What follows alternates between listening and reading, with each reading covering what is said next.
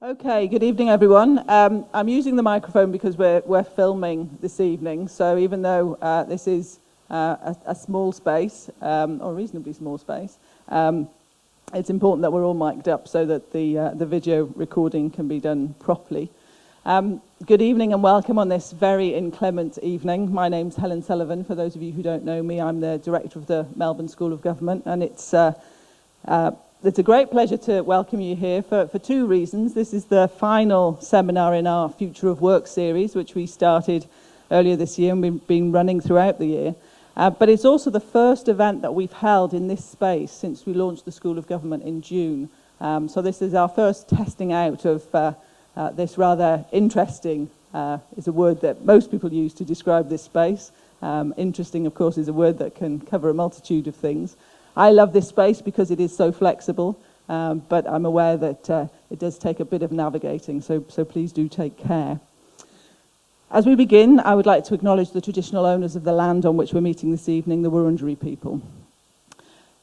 It's also important to say, and I know some of you have heard this before, those of you who've been to all of our seminars, that this series was really the brainchild of Brian Howe, who chaired the Fair Work Commission and was very concerned that there were a number of questions that really hadn't been explored, and that it was our job as the Centre for Public Policy in the School of Government to really think about these questions and bring to bear some expertise on some of these questions. So throughout this year, with the able support of Nick Rees, who's here this evening, we've put together a series of panels that have tried to explore questions around the future of work and what that means in a global economy. So we began with Jed Carney, Inez Willocks and Bill Harley, who debated industrial relations and the changing nature of industrial relations. We then followed that up with Tim Harcourt and Peter Gahan, who talked much more about the nature of the global economy and what that meant for Australia and Australia's position in the world. But what we began to touch on there, and what we're really focusing on this evening, is the issues surrounding the workforce and how we understand what it means to have an appropriately skilled workforce for the global economy. And we have this evening two expert presenters who are going to present and discuss the issues at hand. And what we've asked them to talk about is really the changing trends in the nature and extent of investment in education and training in Australia. So our seminars have talked an awful lot about policy, about institutions, about globalisation. We've not really concentrated at all on what it means for us as universities to be engaged in education and training of a future workforce. And what we've asked our presenters to talk specifically about this evening is the question of vocational education and what that should look like. But they can roam, as they always do, as broadly or as narrowly as they like. And I am absolutely certain that they will talk about what they think it's important to talk about. And we're very happy about that. So it's my task this evening to introduce our speakers. The format will be the usual format. We ask our speakers, the first speaker to speak for about 30 minutes, the second speaker to respond and to talk for about 20 minutes, which gives us plenty of time for discussion and questions, and we'll make sure that we get as much of that discussion in as we can. The presentations will be recorded, the discussion will not, so feel free to say whatever you like. So, to our two presenters. Professor Margaret Gardiner was appointed as the Vice-Chancellor of RMIT University in April 2005, having previously held the position of Deputy Vice-Chancellor at the University of Queensland.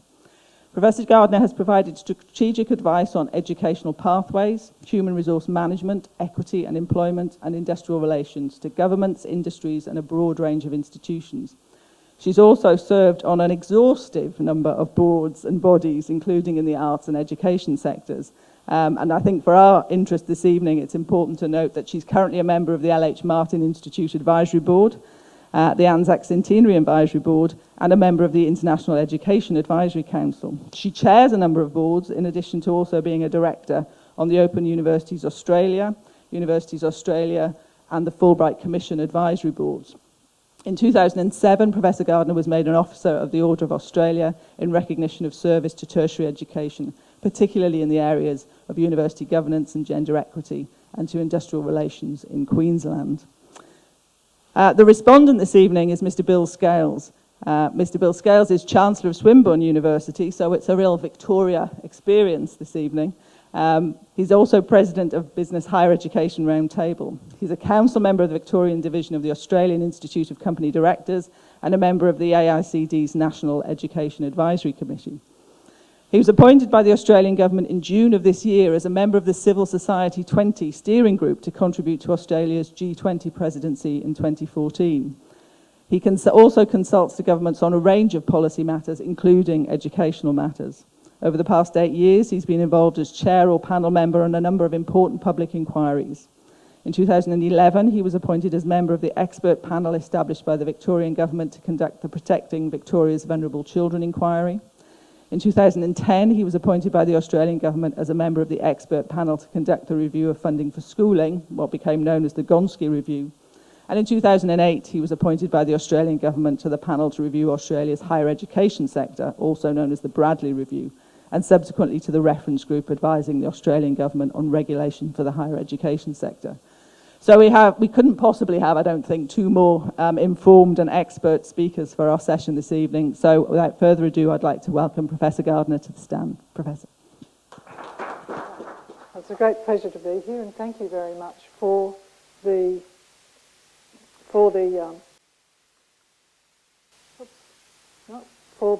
invitation to speak. And it is potentially a very large topic, and I have an exhausting number of overheads here, not all of which I tend to refer to, you'll be deeply pleased to hear. And being a relatively compliant person, I did take note that we were expected to speak more about vocational education and training, and so I have tried to confine myself more strongly to that particular question. I thought I'd turned this on, but clearly I've not, and perhaps I've not pointed it at the right spot. Maybe I'll do that. No? Oh, this one. Oh, I tried that. It flashed, but it... They never ever do what you want them to do. Anyway, I can start speaking and we'll... There it is.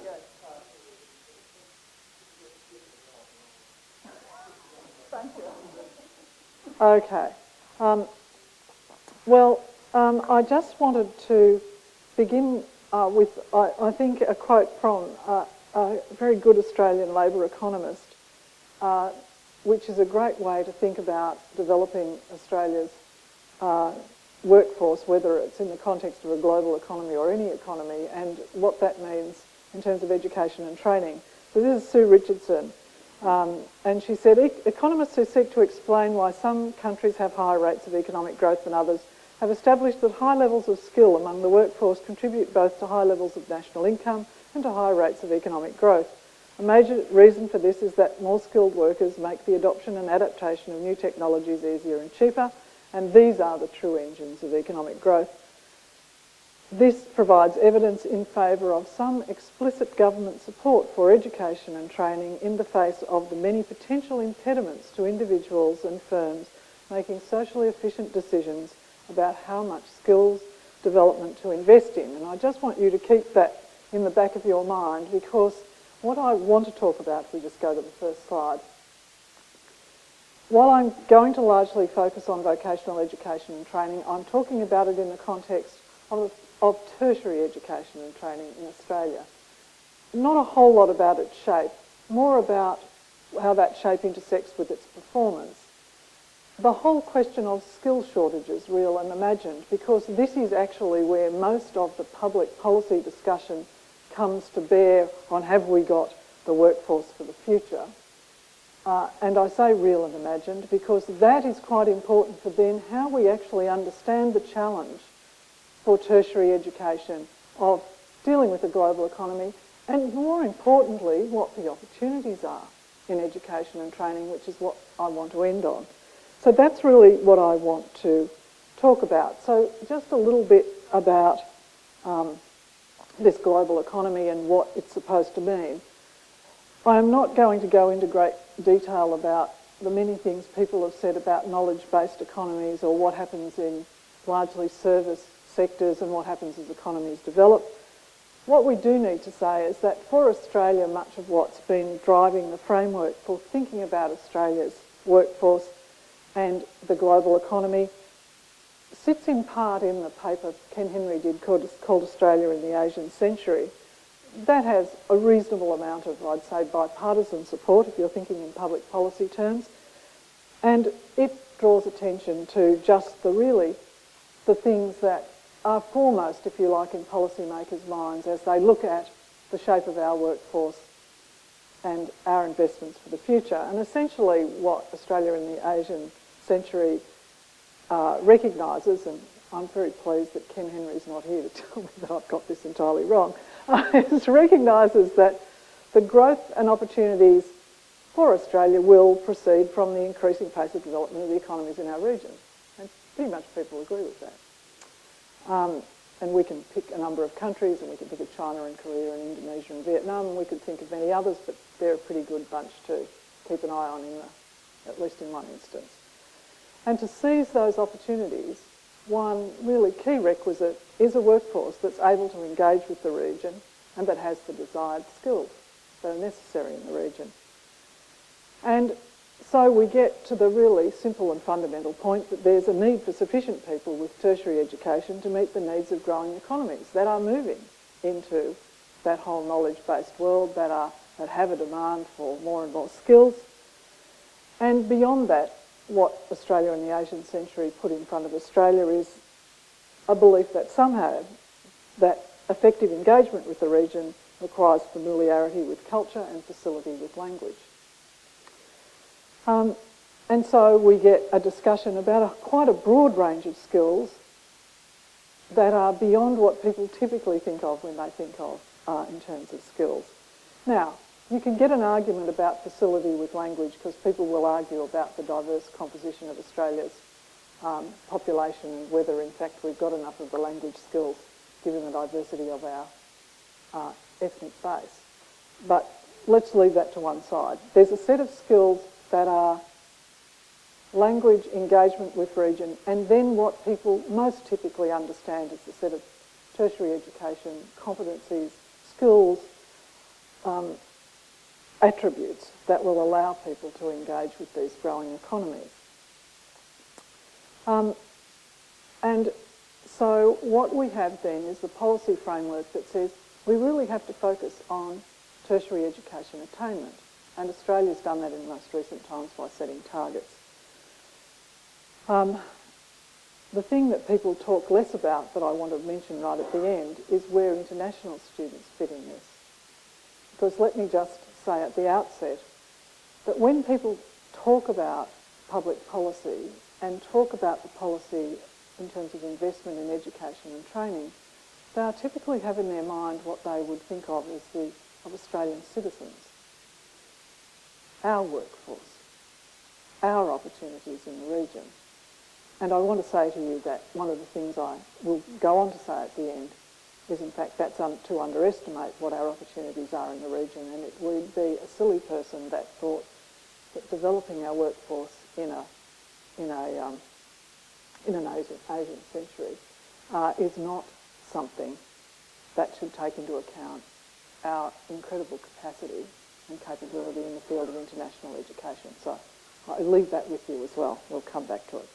So let's just look a little bit at then, okay, so we have to have a really significant level of tertiary education attainment in order to engage, not just with the opportunities that are provided by the growing region for Australia, but for Australia to actually participate in the region through its workforce.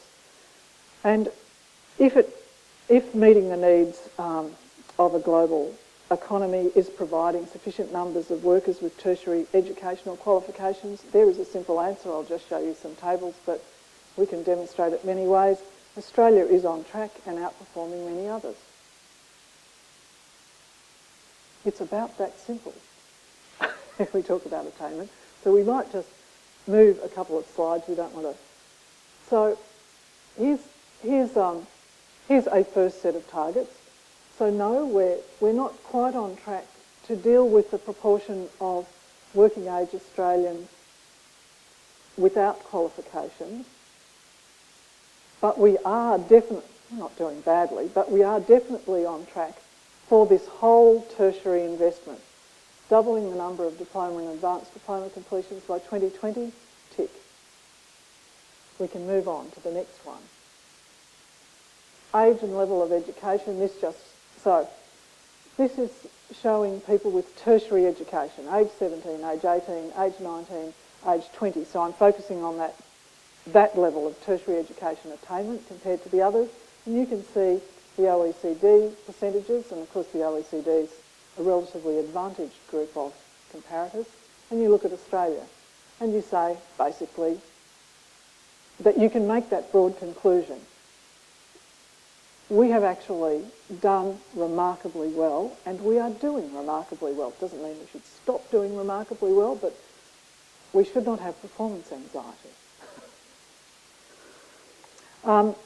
So let me, we can go on and we can look at these tables, and they will show you many things, including, if we go to the next one, just this, the most recent target, and it says, this is real attainment, people who've completed tertiary education in that population. This is starting to be, you know, a seriously good story. Okay, you could meet all the attainment targets you like, but yet have not the appropriate mix of people, to have a mismatch between the supply of skills and skills demanded. And indeed, if you read the media, you would think that is the world as we know it.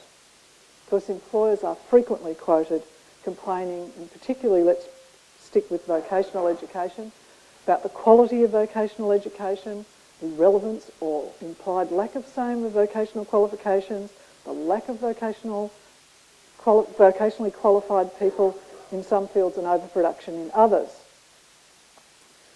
But indeed, the evidence we have, if you go to the regularly run employer surveys of Australian employer needs, and evidence, again from the OECD, on levels of technological competence in our workforce, you find first that employers are increasingly satisfied with the vocationally qualified people they have, contrary to the perception you might get, and that the independent benchmarks on technological competence say that our workforce is equivalent to or above the OECD average. And in fact, I will say that women in particular do better than the OECD average, which is probably a testament to our concentration on educating women and men with a degree of equality, which is a good thing. So, the NCVER, and I presume most people know that's the National Centre for Vocational Education Research here, because you probably wouldn't be sitting in the room if you didn't, has surveyed employers on their use and views of the vocational education system every 2 years since 2005. There are thousands of interviews. It says, and we can look at the, if we go on, we'll find the table. Here's the table. Satisfaction. You can see there's a bit of a decline in 2013, but pretty broadly, I've got to say, in any survey that I know, if you got that sort of level of satisfaction with formal vocational qualifications, apprenticeships and traineeships, with whether nationally recognised training is providing employees with the required skills, then you'd have to say that the employers are telling you that you've got a system that's pretty fit for purpose. I mean, that's what I would conclude. Perhaps I'm a simple person.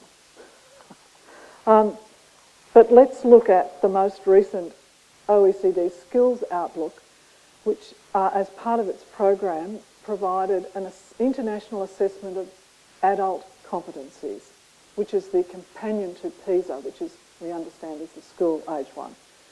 It surveyed adults' literacy, numeracy and problem-solving in technology-rich environments. So let's go to technology-rich environments, which is presumably the ones we're worrying about. So there's the mean literacy scores at the top, OECD in Australia. There's the mean numeracy score. That's the area where we get a lot of noise. Not terribly concerning. But look at the percentages working in technology-rich environments. And they look at them in level 1 task, which is how you deal with relatively simple and typically IT-enabled environments. Level 2, where you use much more specific technology applications. Level 3, which is quite complex. To give you an idea, a level 3 task that they're tasking people on, you might have to look at how do you reserve meeting rooms. This is using a reservation system, and if you've got conflicts, how will you accommodate them? I don't know, to be frank, I sort of worried myself how I'd go on that level 3 task. But anyway, what we can say is here, level 2 or 3, Australia is actually, while the story you got in the newspaper was actually about the problematic and not to be worried, not to be dismissed group of people, working age people who had low levels of literacy and numeracy, the actual overall story is quite different. And so the percentage of Australian women scoring at level 2 or 3 for problem solving in technology-rich environments was over 15% higher than the OECD average. And they were basically achieving the same as men. So I won't belabour this point, but merely to say that if you take these two things and you say, okay, we've got attainment levels, are we delivering the right sort of skills? Well, in vocational education, the employers are saying yes. Have we got people who are ready for technology-rich environments, which is our future and our present? Well, the answer would be pretty largely yes. You've got to actually say that there are a lot of things that are probably going right. I'm not going to say everything's perfect. It's a relative world. But it's actually going reasonably well. So, we seem to have vocational qualifications and competence of the Australian workforce that's satisfactory to employers, and on objective benchmarks, we look pretty good. We might still have a type of market failure that produces skills shortages. And this is a lovely quote from a Canadian higher education policy analyst, Alex Usher. He just basically says, I'll summarise what he says. If you've got a labour shortage, then the price should go up. Right? If that happens, some people get unhappy, often the people who are paying the price of higher labour. It doesn't actually, and they say we've got problems, there's not enough labour, competitiveness is being harmed, and all these things are possible. What he said is, you may not be seeing a real shortage of labour, it just means a shortage of skilled labour at a price that management's prepared to pay. We might be having this discussion with apprentices at the moment, I think. This illustrates, as he says, a little known fact.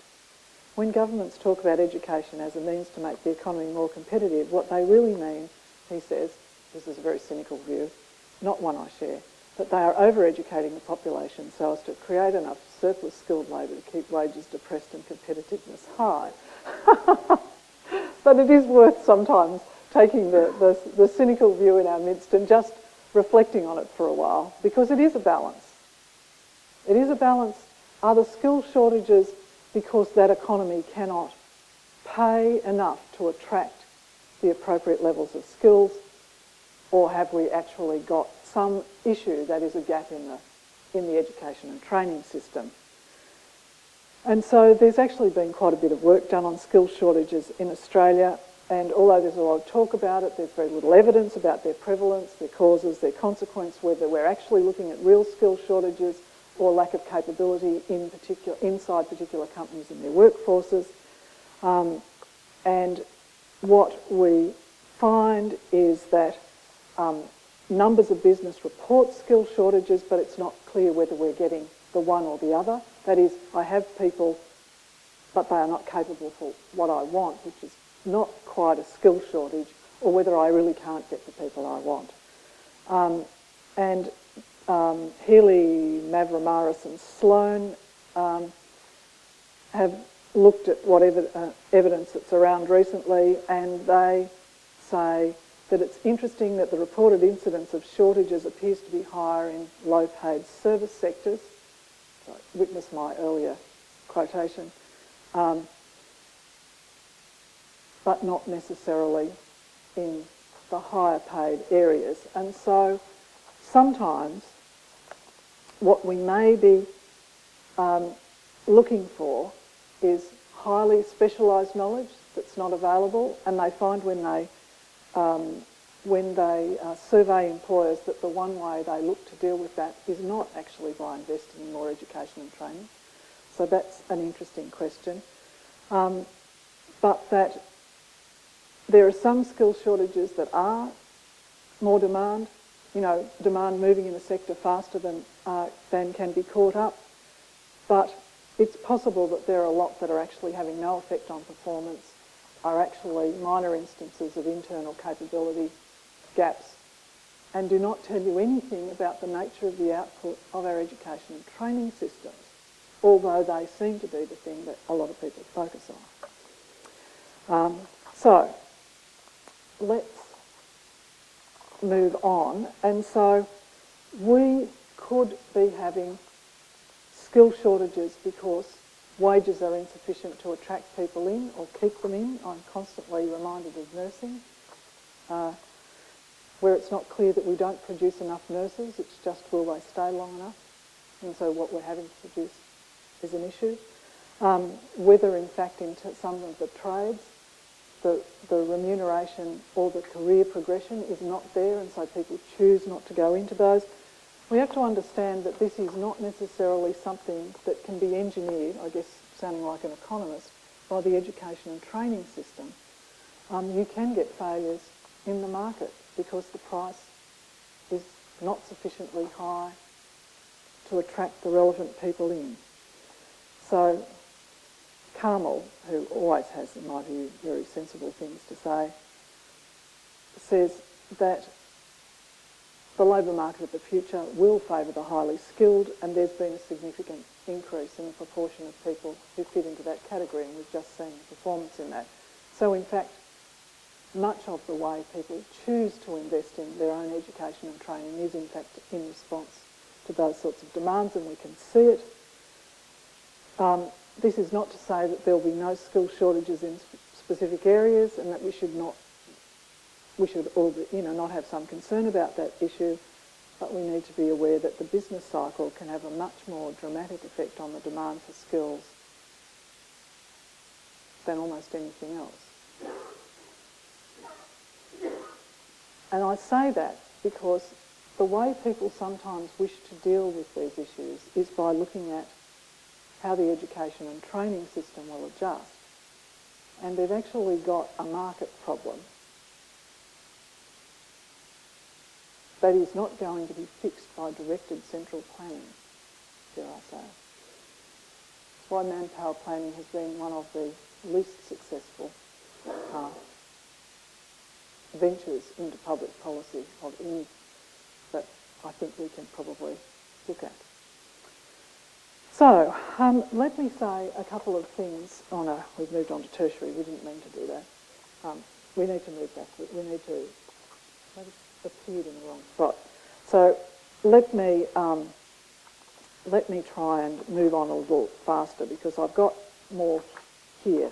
So I want to say, in summary, this.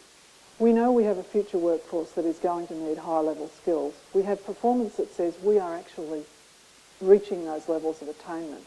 Despite all the angst you hear about skill shortages in general, it's not clear that we're not producing large numbers of people with the requisite number of skills, or that we have dire skill shortages in any particular area that persist over time. I don't see the evidence out there. It doesn't mean you don't have them occurring here and there at different stages of the business cycle. We also don't have a vocational education and training sector that is not producing people who are, on what evidence we have, manifestly fit for purpose and fit for future, you might add, if you take the technology-rich environment as an indicator of that. But we do need to look at what is happening in the investment that is sitting around education and training, because that is now, and we need to look to the future. So vocational education and training has been expected to meet more and more complex demands, and it has been doing so with reduced funding per student. The Productivity Commission in 2013 calculated that the state and Australian governments cut their real recurrent expenditure on vocational education from $16.32 per hour in 2002, so $2011, to $13.24 per hour in 2011. That is I don't care which way you measure that, that is a very significant reduction in government funding for vocational education and training across state and federal. We need to put that, I think there's a table in there that shows you what's happened to funding. We go on a bit. No, keep going. Forget skill shortages. We don't need all this stuff. There we go. That's vocational education and training, dollars per hour. That's the 1632 to 1324. It's pretty inexorable decline, is it not? Let's move to the next table and let's look at what actually happened to the other sectors on a 1999 base. And so I wanted to put this in because this is the sort of stuff you have to have in your head if you're thinking, what's the future workforce? It's tertiary attainment, and tertiary attainment is higher education and vocational education and training. And look at tertiary education if you look at the last two columns. And look at what we have done with funding.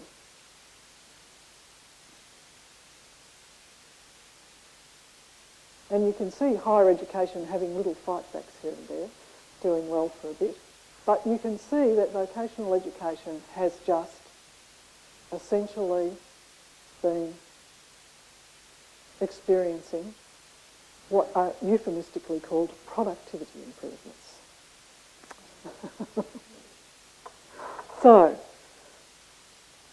this means that if we move on to the next slide,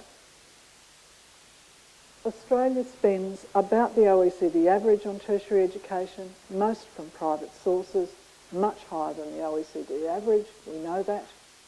In other words, students contribute a much higher proportion to the cost of their education than the OECD average. You might argue that bits of the OECD are catching up. But when you look at tertiary education, you have to say that we are not dealing even-handedly across the tertiary space. Now, either we think that the skills in vocational education are not the things we need, and it should be all higher education, or indeed that the future of our workforce is increased spending on all the things that get them to tertiary education, and then we don't spend it there where we think we need to do it, then I think we've potentially got a long-term policy problem that we need to confront. Because the Labor economist at the front was right. There is a need for investment. There's a question of how much, always. But there is a need for investment, and I remind you that Sue Richardson said there is a need for some explicit government support for education and training in the face of the many potential impediments to both individuals and to firms making socially efficient decisions about how much skills to invest in. And I remind you that the story when employers find that they've got a specialised skills gap is that the thing they do not do is invest in education and training. They say that themselves. So, I want to talk then about the tertiary. How am I going? I'm running out of time. Just tell me to stop. Okay. So I want to get to the guts of... I have no mental time clock. I have to keep looking at this. It's a shocking thing. People have to come in and tap on the door and say, move on, Margaret, you've got to go to the next meeting. I wish I had an internal clock. Okay. The question of the funding differentials inside tertiary education are not trivial and are in and of themselves a significant public policy matter. If we believe that tertiary attainment and a level of vocational skills is important for our future workforce in this Asian century or this global economy. But there are other key issues that I want to put to you, because I know that Bill will have something to say about the issue of the future quality of vocational education in Australia, because we've had a discussion, and so I'm going to leave that to him, his able comments. There are other key issues about the future workforce that are not addressed by talking about the things we currently talk about. The future workforce is not addressed by examining current skill shortages, current employer experience, despite all the evidence I've just given you, current competencies of our workforce. The thing we most need to be able to do is to be able to work in the space that might be the skills profile that we should produce for the future. We know we're facing an increasingly knowledge-based economy. We know location and congregation of people may become less important in the way we structure work and our organisations. We know that our current performance, not just in terms of the evidence I've just presented, but in terms of the scale of our international education sector, which in proportional terms is the largest in the world. So those things together, our performance that I just showed you, and that alone suggests that Australia has some significant advantages, not just in our workforce, but in fact fundamentally in our tertiary education sector. And I stop and make this point quite seriously because this is the problem I have with often the way a lot of educational policy discussions go. So we discuss the workforce and we say, what is education doing, writ large, I don't care whether it's schools or vocational education, to produce the people we need? Not an unimportant question, a very important question. We rarely step back and say, so what are the capacities of this sector overall? Is the only public policy question we ask, what can it do for our workforce? When manifestly what it is actually doing in the tertiary space is educating the workforces of many of the countries around the region, and has more capacity than we've even begun to think about. So why would you stop your question at how we're going to do in the global economy when what all the evidence tells you is we've got something that people would love to have, and that's a capacity to do just that sort of thinking, that sort of work, not just for a global economy, but in a global economy, and indeed globally. So, I want to just give you a couple of areas that I think require thought and nurture at a much more micro level that go to that question of what can we do and how do we need to think about it. So the first question is the one I've just raised. We actually need to think really seriously, as we are doing and governments are now doing more. I'm no longer sitting on that International Education Advisory Committee. That finished, that was the Cheney report, and it's now being implemented. But governments are understanding that capacity. But that is a major public policy issue for Australia. What is our capacity to contribute countries around the region? Vocational, tertiary education. Massive. Significant. That's the real development of our workforce. And that might mean that we have an educational workforce that is huge compared to what our domestic capacity needs are. And wouldn't that be a good thing? Well, you would imagine that I would say yes. But let's go to the second question, and it's the question of innovation, and that's why I focused on the future and not current needs. Our current vocational education system is world-class. There is no denying that, and particularly in its public manifestations, if I may say that, but also in its long-established private manifestations. But what underlies the strength of that system is a lot of work that people did over time. It's a strong qualifications framework or structure and national equivalencies and expected outcomes. So they're all the things we don't quite take for granted. That's really, really important, that there is national curriculum, there's national understanding about outcomes, and that we understand what's required at different levels. There's a level of systematisation, a level of consistency, a level of elegance, might I say, that is what produces these great outcomes. And the engagement with industry that is implicit and inherent in it means that it does tend to be very fit for current purpose. It has an inherent weakness. So, of course, like almost everything, your strength is also usually your weakness. Consistency, in my view, of the sort I've just outlined, tends to get in the way of capacity for innovation. And that is a serious policy issue at an educational level that we have to tackle in the vocational education and training system. And I'm going to give you two examples. Apprenticeships, built on the guild system, based in 19th century models, dependent on significant investment by the employer, inflexible in entry and form compared to other forms of tertiary education, dependent on employment and so cyclical rather than counter-cyclical as is most other education, difficult to manage for small and medium enterprises. I just described the world for you, and we wonder why it's so difficult to maintain an effective apprenticeship system. Well, we have an educational solution. It's called a trade diploma, which provides a model of education akin to the way we now educate nurses, teachers and many other professionals, would be more relevant in today's circumstances,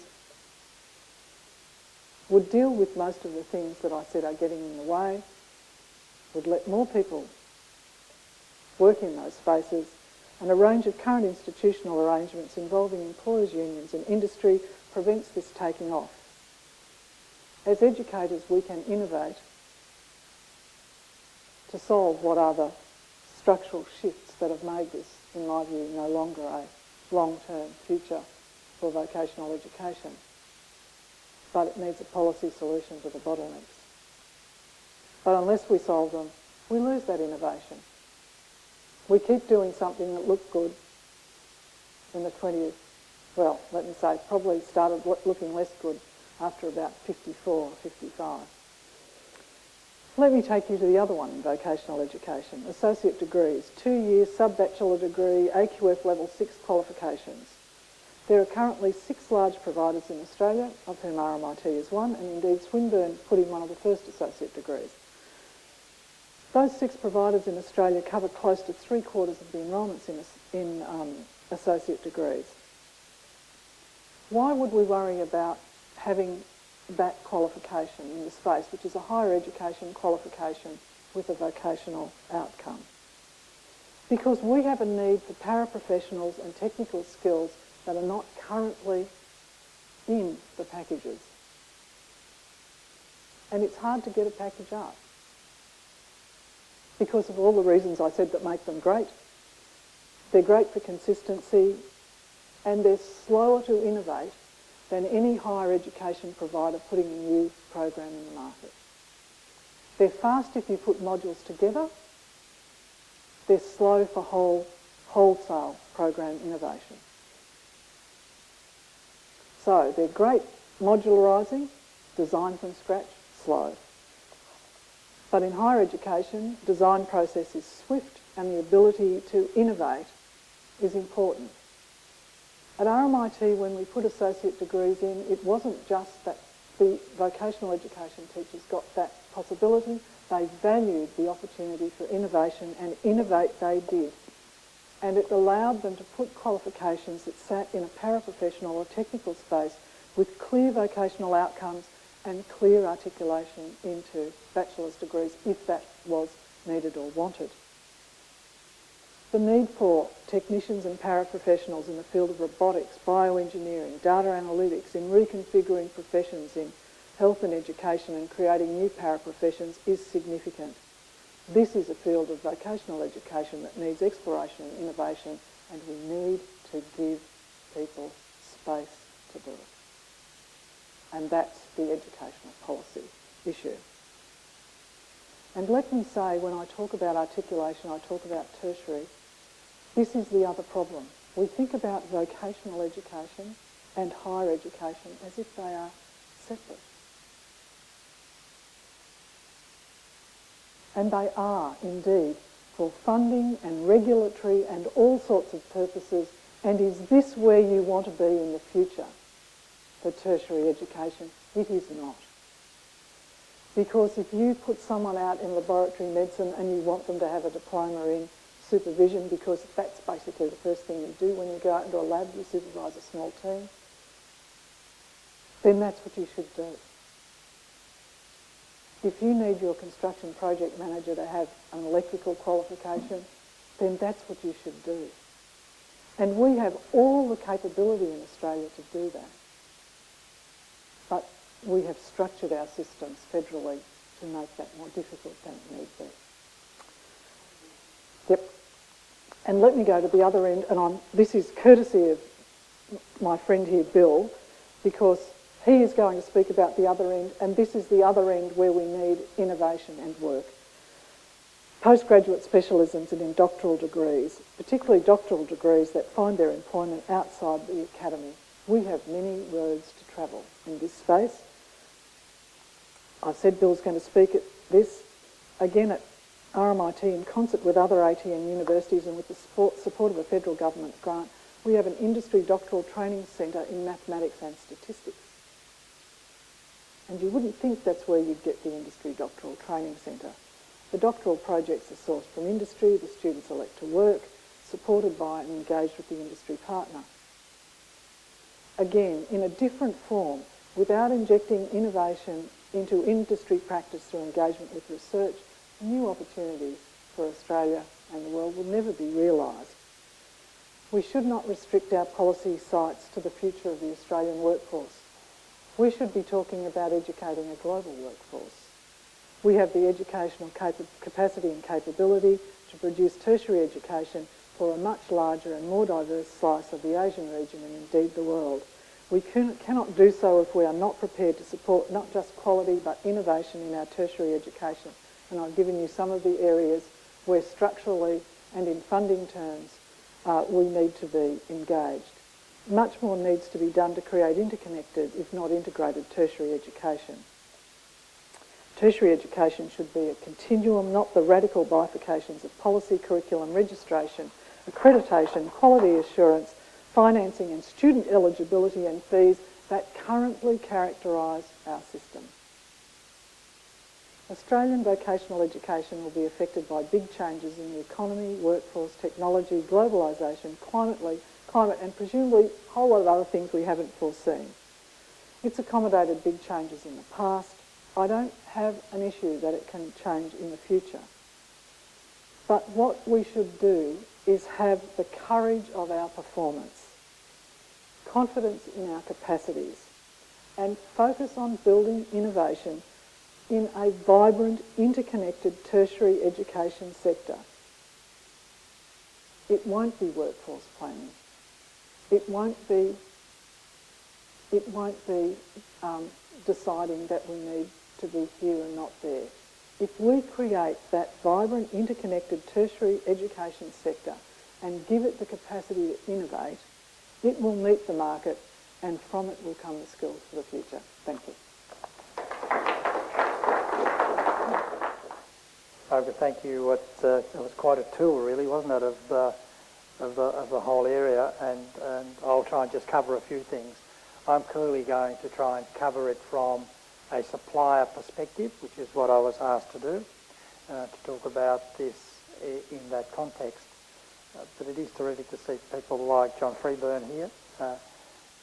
In the introduction there was some discussion about some of the inquiries we've done. John and I did an inquiry together on the wonderful issue of wine and wine grape industry.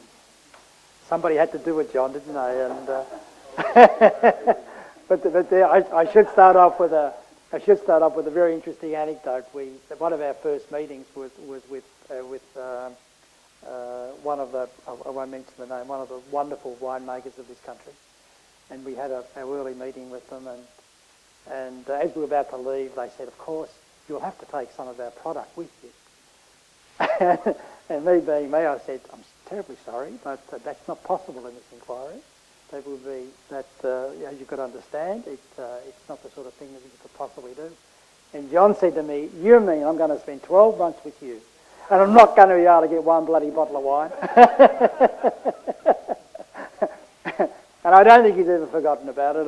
I continue to apologise, John, for that. So, but back to the topic in front of us. I don't have any slides, so I want to go through some things relatively quickly. This is an important issue, and it's very important for many of the reasons that Margaret spoke about, of course. But of course, in the particular area of vocational education and training, what we are actually talking about is a long-lived asset. And the issue about having a long-lived asset, of course, is that one can often take that long-lived asset very much for granted. And we don't quite understand when it is that the direction of that asset or the wearing out of that asset is actually upon us. And in many ways, what I'm going to be talking about is what I actually think, in a sense, as a strategist, as somebody as head of a dual sector institution, is actually trying to understand where are we now in the context of that long-lived asset, that is a vocational education and training system, and all of the things that it's produced, I think, which Margaret so wonderfully described, to see whether there are changes going on that are so profound that it ought to cause us some concern. And so that's effectively what my comments are about. And it's about that point in history, if you like. And so it's going to be more of a discussion about whether you think that what I'm observing might give us some issues for concern, or whether in fact we don't need to. And of course, the reason we need to do that is very much because of what Margaret said, and that is our vocational education and training system up till now has been an enormous asset for all the reasons which I think were absolutely appropriately articulated. But I actually do think, and I say this actually very thoughtfully, I do think it's actually in danger of losing its intrinsic value because of confusion about it, because of ambivalence, and in some cases because of neglect. And I'll try and come back to that. I'm going to very briefly just give a sense of the system that I grew up in, and remembering that I started off my life at 15 as an apprentice. So I did an apprenticeship, a 5-year apprenticeship in fitting and machining, and then spent the next, longer than that, nearly 20 years of my life running manufacturing companies, and then went into public policy. So in many ways what we're talking about here is something that's my lived experience, as well as it is in terms of something which I have a deep intellectual interest in, and a substantial working interest in because of the work which we do at Swinburne and the work which I've been doing in education over the last really 10 years, sort of coincidentally. So I want to just talk about what there was, so we can see a bit of what it was that might have created that investment, if you like, and then think about what we might have now. And I want to talk about what might have changed over time, talk a bit about VET today, and then a brief discussion of why we're in the position we are, and then sort of where to from here. Now, this is a bit of an idealised perspective of what VET was, but it did actually go something like this. VET in the past, and remembering again that not only was I involved with Swinburne, and have been now for almost 10 years, but I was on the board of one of the very early TAFE colleges, Moorabbin College of TAFE, just while I was running a manufacturing company in Moorabbin. And so I was on the board there and was involved in developing their apprenticeship training program. So I've been inculcated into all of this stuff.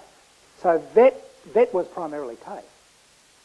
And it was coincidental with TAFE. And when people talked about VET, what they meant was TAFE. And when they talked about TAFE, what they meant was VET. And so you had this very interesting issue. So that's what it was. It was TAFE. And what that meant was it was a public provider of vocational education and training. And up till quite recently, that's effectively been what VET is. As a provider of VET, TAFE had a relatively clear but quite narrow mission. Apprenticeships, diplomas for some, second chance education. And I want to come back to that. But a very important part of what they did was this, what we would now describe very broadly as second chance education. There were annual negotiations with the department about annual student contact hours, and that was pretty well it, really. Industrial relations was controlled centrally. Asset management was all controlled centrally. Allocation of assets, allocation of investment funding, all done centrally. The governing body primarily made sure that you had a reasonable head of the TAFE College, that the TAFE College did what it was required to do under its contract, that is, provide a certain level of contact hours with students. There wasn't much thought about customers or any of that stuff. And people got on with it. And that pretty well was that. And in many ways it did it reasonably well. So what you had was a CEO who would go out and talk to a whole bunch of people in their region, and they'd learn from them what they wanted out of their vocational education training program. They would have all sorts of consultative committees, and they'd work out what was required for the skill of that particular area, and they pretty well got on with it. And hence you see, I think, some of the data that Margaret was putting up, not surprising under those circumstances, with sort of very close contact between the supplier and the customer, that was the companies that they were dealing with. You actually got a fair amount of sort of rubber hitting the road there, the people providing what was required by those industries at that particular time. But what then has changed over time? I think we've seen some sort of interesting developments, and these won't be exhaustive by any means. But we've seen, for example, mission creep in that particular sector. So we're now seeing what are primarily the public providers of VET, anyway, TAFE, going from what I described earlier into advanced diplomas and some into degrees. Many of them have a private provider status that's bigger than their public provider status. There has been a part devolution of the governance arrangements, but not completely. So some of the arrangements that I spoke about earlier still remain, particularly things like the way in which the industrial framework is constructed. That's still the same. But on the other end, you get a significant level of devolution around strategy, what markets you might be involved in, and so on. A significant also change over time has been the development of a private group of VET providers, substantial amount of people in that area, and I'll come back and talk about that. An increase over time of a student focus, and in many ways a diminution of the supplier focus within the VET system, and an increasing use of market-based principles for the supply of VET by governments.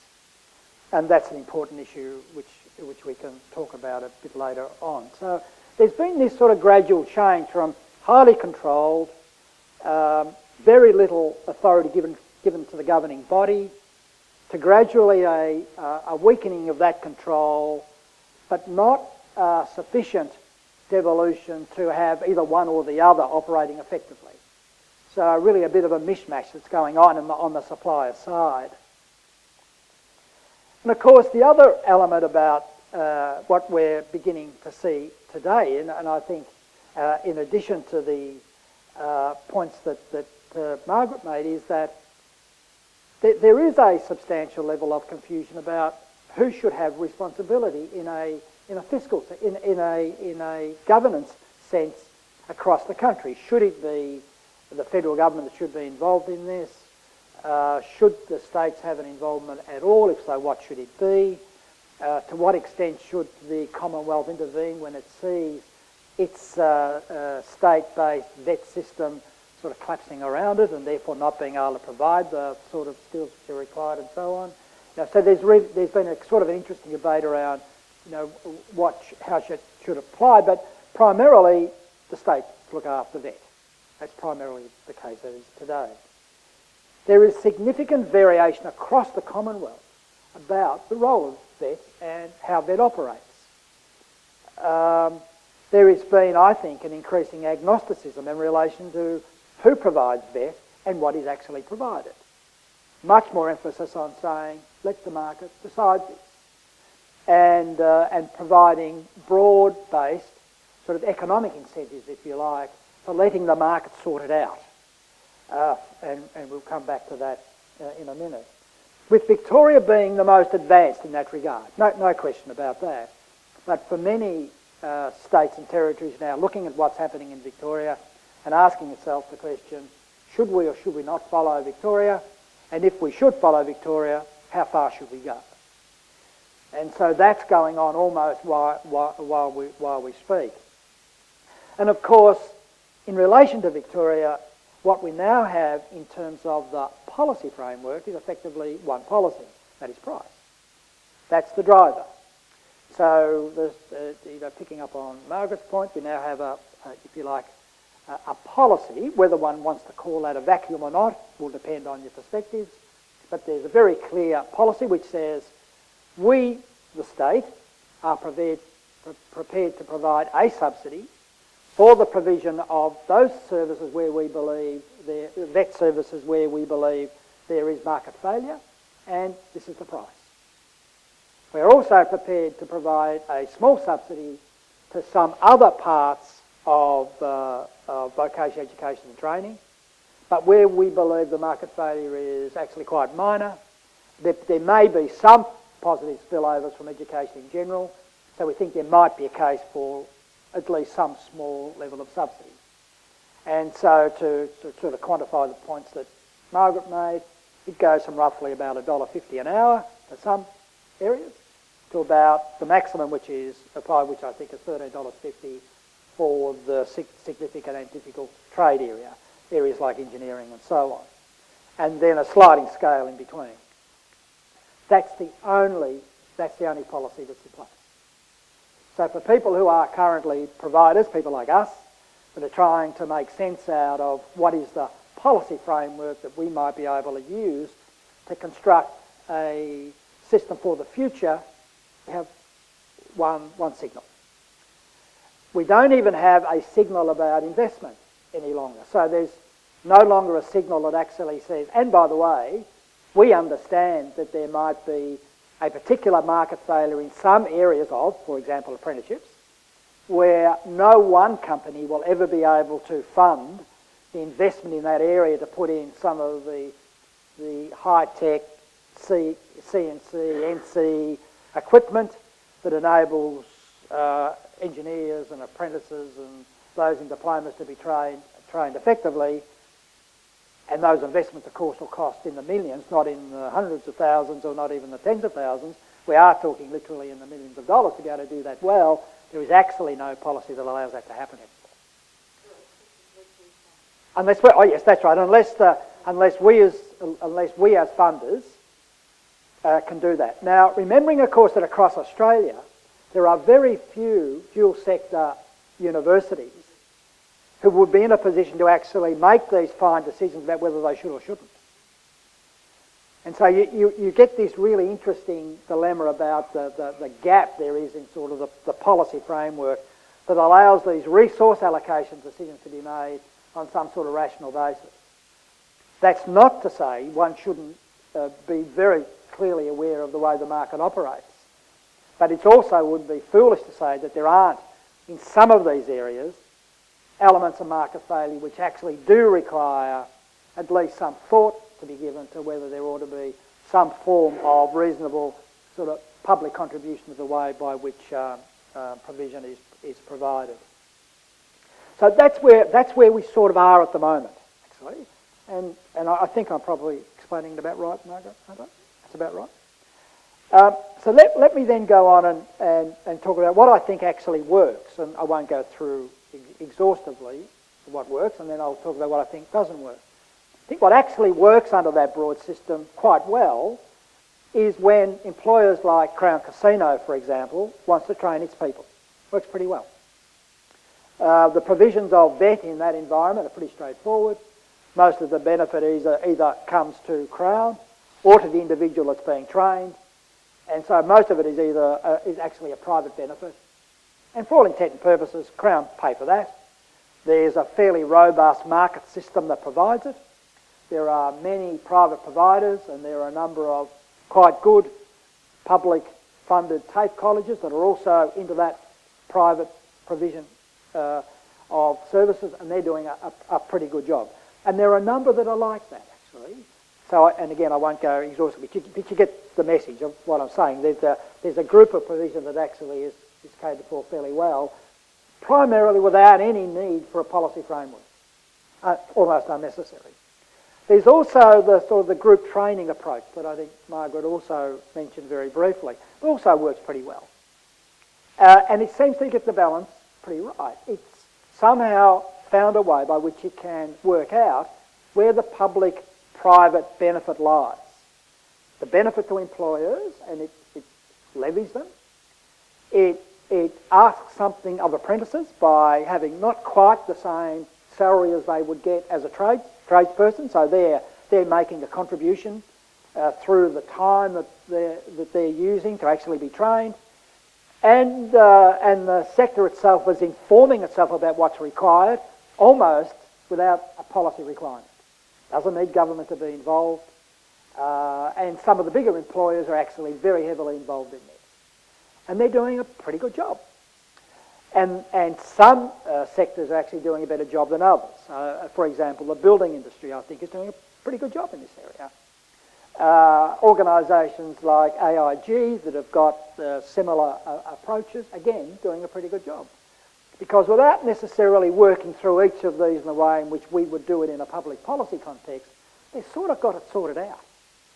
And they've worked it out a bit by doing. They've learnt by doing about how these things all accommodate. And they may not have the subsidies exactly right, and they may not get the contributions exactly right, but it's sort of a rough justice approach to getting it pretty right.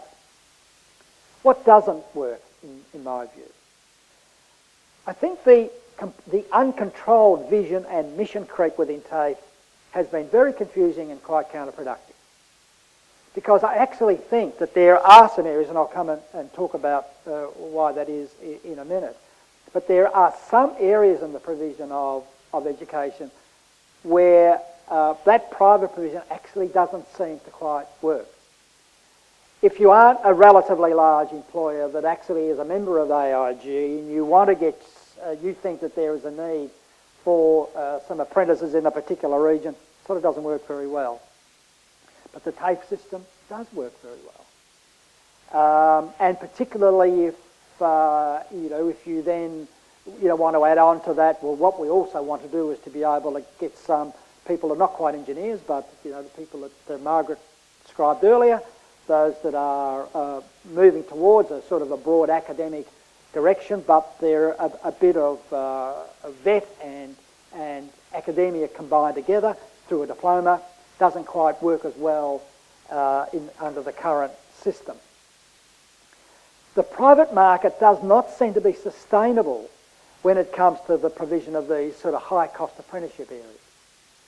And so if I could stand back and say, look, I think that with our current public policy tools, doesn't quite work.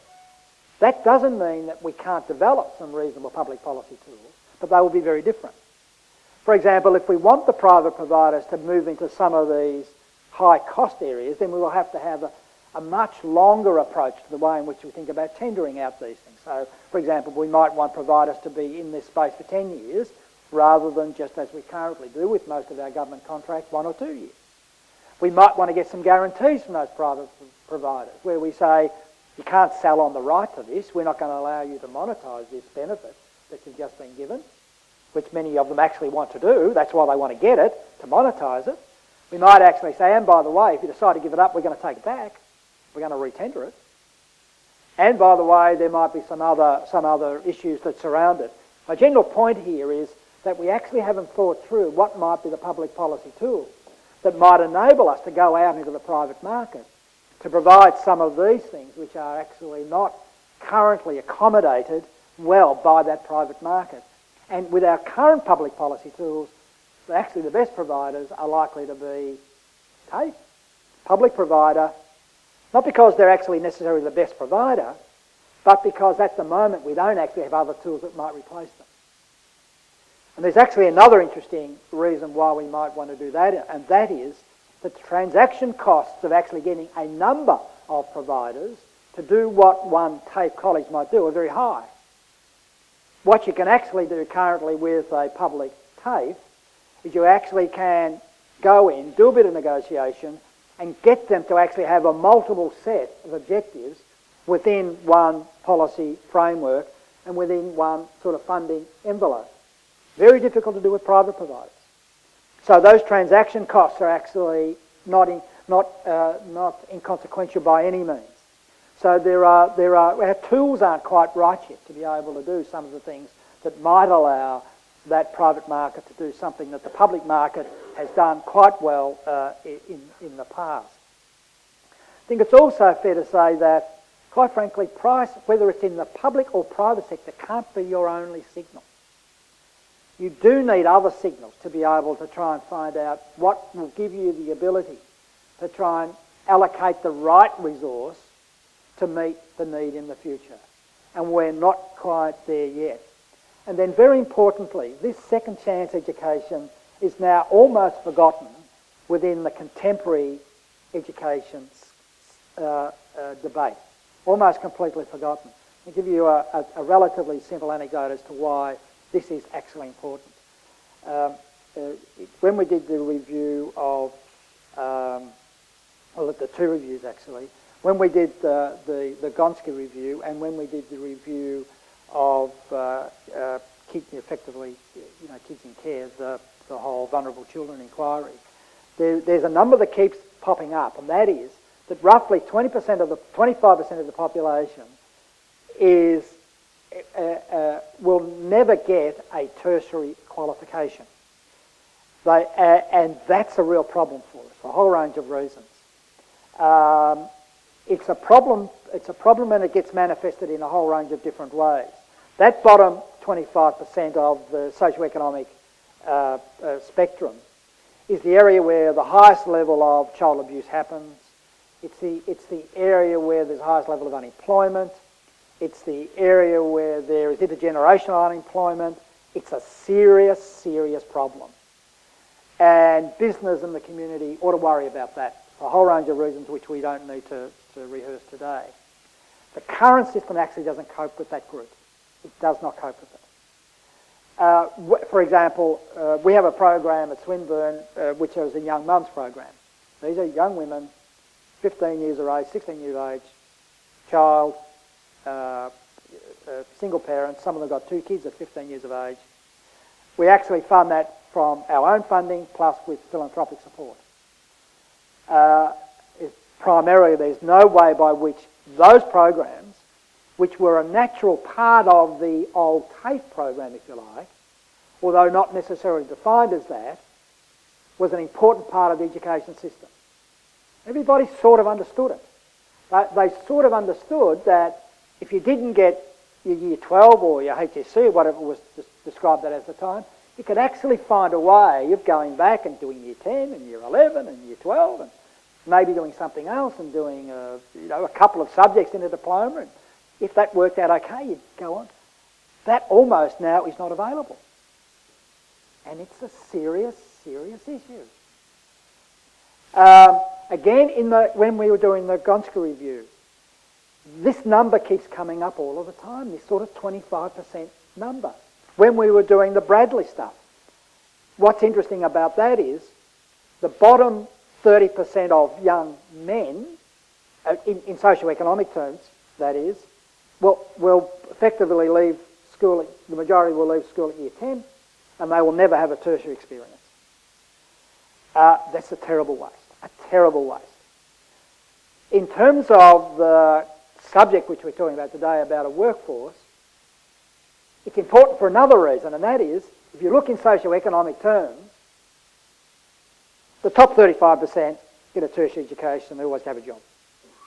So there's no scope for any increase in the workforce in that area. From the 40% of the balance of that, roughly the 65%, if you're a young woman, you also don't have a problem actually. You'll get some sort of generally tertiary education and you'll actually have a job. The only area actually that Australia has scope to be able to increase its current workforce is actually the bottom 35%. And that's the group that we're not educating. And that's the group that what we used to call TAFE no longer basically provides education services for. And from my point of view, that's where the real resource allocation story actually is.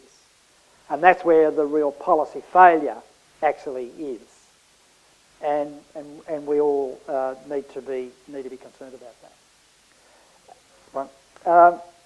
Where to from here? I think we actually need a real national discussion review of VET. We need to look at its contemporary mission, we need to look at its structure, we need to look at its funding, and we need to look at the way in which it's regulated. But in the interim, of course, here in Victoria, we actually need to get some policy clarity, and we actually don't have it. And that's actually quite an urgent issue. And can I finish by just congratulating you on running this seminar series? I think it's terrific. And by all accounts, it's been a great success. And thanks to Brian for suggesting that. I think it's been a terrific effort.